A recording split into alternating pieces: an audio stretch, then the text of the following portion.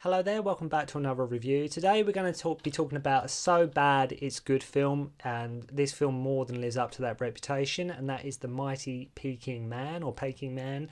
Um, this was released by Shaw Brothers. It was basically their answer to sort of the kaiju big monster films that were going on at the time that were proving really successful with people and consumers at the box office and things like that. So sort of their answer to Godzilla, King Kong, that kind of thing. The film was released in 1977, and I believe the remake of King Kong starring Jeff Bridges actually came out in 1976. And I think Shaw Brothers saw that with um, as well how successful the Godzilla films were, and I think they basically thought, okay, we'll have some of that. Let's do our own version of that. Let's see how we can go about that and try and make some money that way. I think at the time it was made, it was one of the most expensive Shaw Brothers productions that ever sort of existed up to that point. So yeah, we'll be getting into the Mighty Peking Man today and just talking about it, what makes it so bad, what makes it so good, why it's a film you've got to see, because it's it's one of them films. There's so much fun to be had with this film, whether it's unintentional or intentional is irrelevant, but it's just one of them films you've got to check out just for how insane it is and how so much doesn't make sense, and the plot and the way it's shot and just everything. But in a way, there's a certain charm to this film, but we won't get into that right now. I'll get into that a bit later. This released by 88 Films, it's actually one of the early 88 film releases. It's not up to their usual standards in terms of what's included with the Blu-ray. I mean, it's pretty much basically just get English language, Cantonese language or Mandarin, and that is it. There's really not a lot else to this, because it is also included on the Arrow Scope Volume 1 box set that was released around Christmas time last year, which I do own. It's got a lot more extras on that. It's given a much more, and they give it a lot more service on that box set. But I'm just talking mainly just roughly about the film today. I'm not really going into so much about the details on the disc or anything like that. We're just talking about the film The Mighty Peking Man. So, as I say, it was Shaw Brothers' answer to sort of a kaiju monster movie. Film stars Danny Lee, who a lot of you will probably know, or if you've seen them, his main hits would be like sort of City on Fire, directed by Ringo Lam, The Killer of Chow Yun Fat, directed by John Woo. And to just give you basically a rundown of the plot, and then just sit there and digest what I'm about to tell you, and if this film, just to give you an idea of what this film is like. So basically, Danny Lee plays this guy. He's down in his luck. Turns out his girlfriend cheated on him with his brother, and he's the only, what better way to get out the dumps, to pick yourself up, than to go on an expedition to India to try and find this giant like gorilla ape, to sort of get over it, to cure your heartbreak. Why not, right? So he's been tasked with to do that. He thinks, yeah, why not? He just agrees to go on this expedition to bring back the Mighty Peking Man, as he's known, a giant gorilla from India. So whilst there, he befriends Samantha, and she's played by Evelyn Craft, I believe is how you say her name. I think it's pronounced that way, Evelyn or Evelyn. Excuse all the aficionados out there about her if I'm saying her name wrong, but I do believe that's how it's said. And she's lived in the jungle basically since she was little. She was in a plane crash with her parents. The plane's crashed. She's been there since she was little. She's basically sort of been surviving in the jungle. The Mighty Peking Man's been looking after her, that kind of thing. Them two have bonded. Basically, they bring the Mighty Peking back to Hong Kong, where loads of chaos ensues, and that is really the film. So, guy goes to India, finds this girl living in the jungle and this giant gorilla, brings them back to Hong Kong. He starts to smash loads of, the city up, and that is the plot. So, we'll just say that's the basis of the film, and what happens during the 90 minutes of this film is just so off the wall and crazy and bonkers.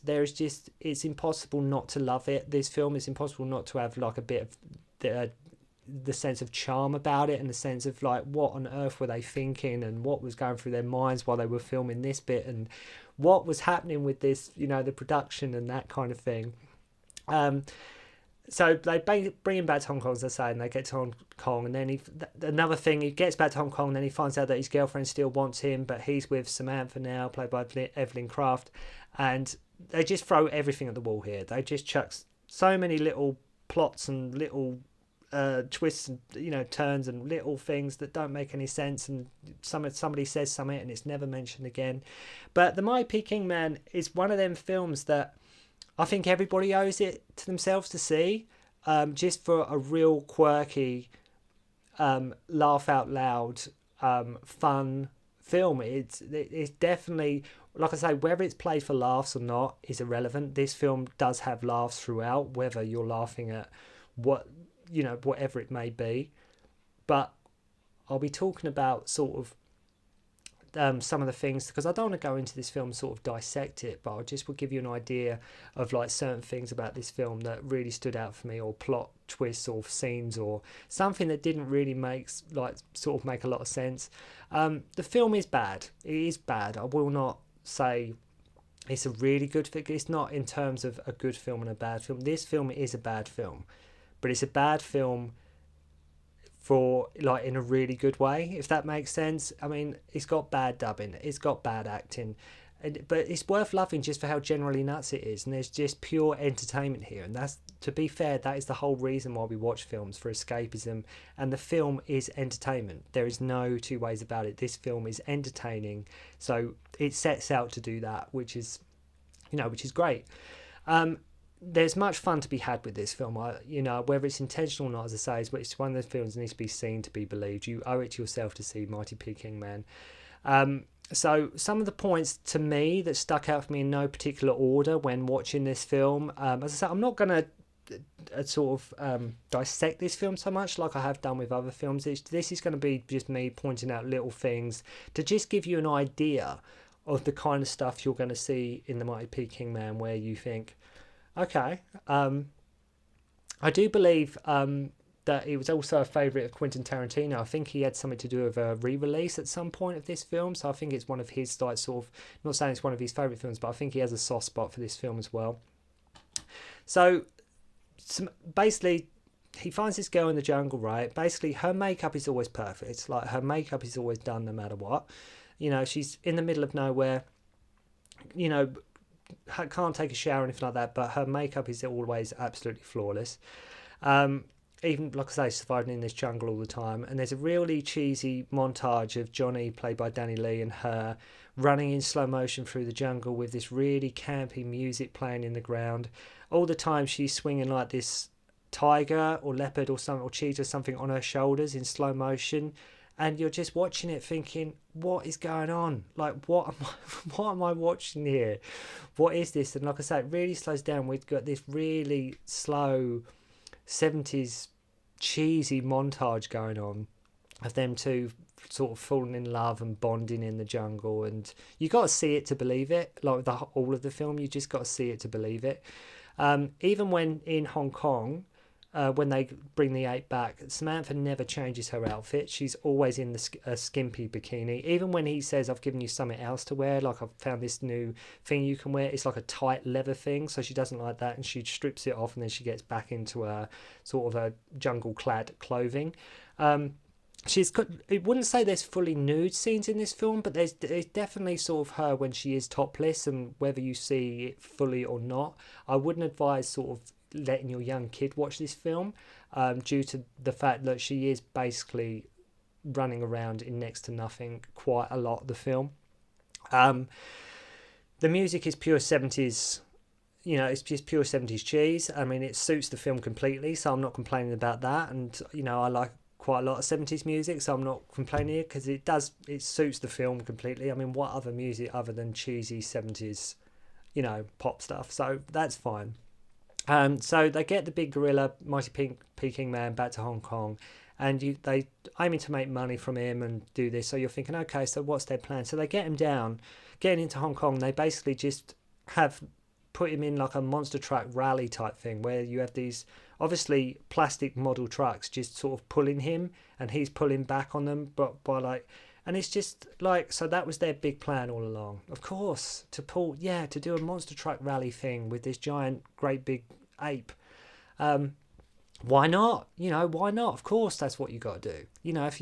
It just stands to reason. If you had something like that you can make money on, the people will come to see, you put him in like a monster truck rally. That's what you do, and just have them try and pull him, and him try and pull the trucks, and again, see it to believe it. when some of the cast are firing when they encounter some like wild animals in the jungle, and that you can quite obviously see it's them firing at a projector screen. You can tell it's quite easily them just firing at a screen that's in the background. They're on the studio, they're firing the projector screen. What made me laugh is at the start as well, Samantha, that's her name in the version, because I watched the English dub.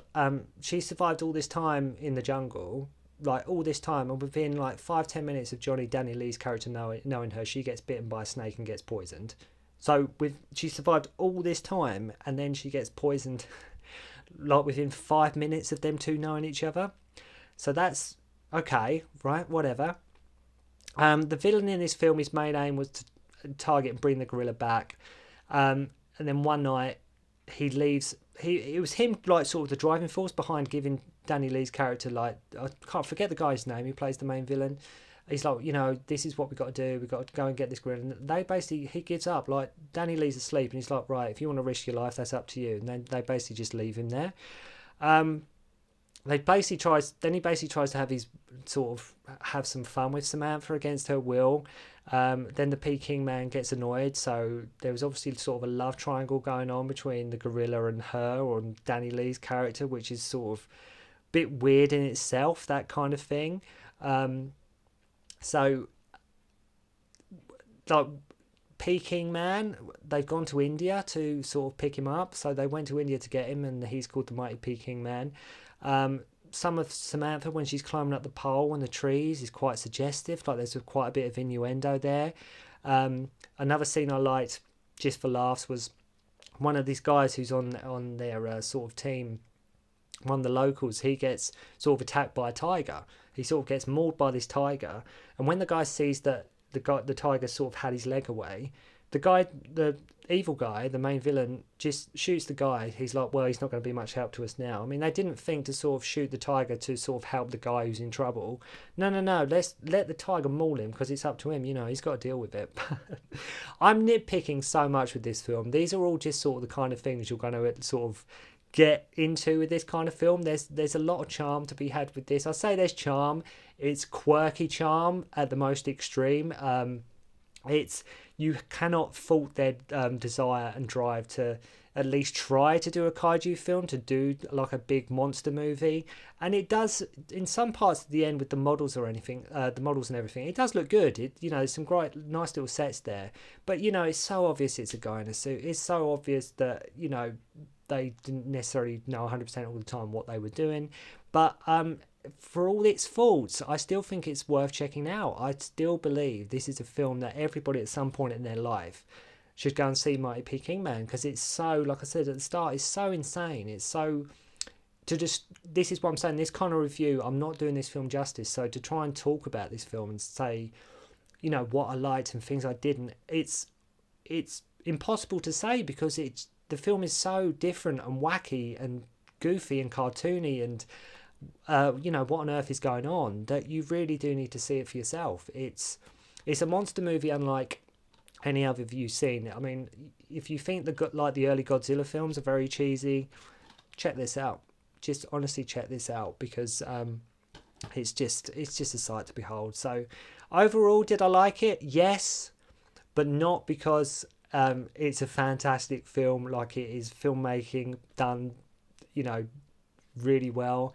It's a film that, like I say, for all its bad dubbing, bad plot, bad scenes, things that don't make sense, there's still a charm there. There's still something about this. And like I say, we go to see films. I watch films to, pure escapism, to enjoy myself, to watch something for an hour and a half, 2 hours, and just lose myself and just enjoy a good story and good characters, action, that kind of thing. This film, it does that. It is pure escapism. So my advice, definitely check it out.